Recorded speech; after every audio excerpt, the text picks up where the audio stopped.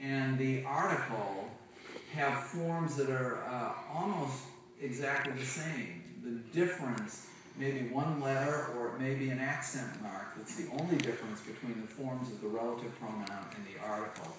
And again, with these, as with all threefold form words, I want you to have that as your lexical form so that you can tell the difference and have a little bit more advantage in figuring out which word you're working with.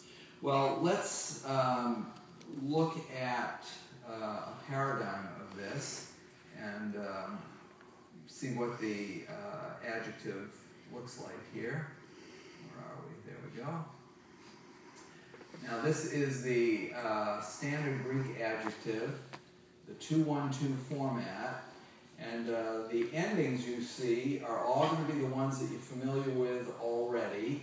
This happens to be an eta nominative in the feminine, so it's going to be the eta throughout, but that's one of the things that you'll want to be aware of.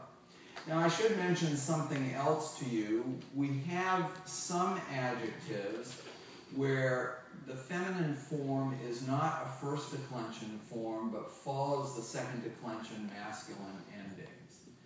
I think we've seen the word hagos, which is a feminine word that actually means road, and so when you see it written, you'll see it written as hey hagos.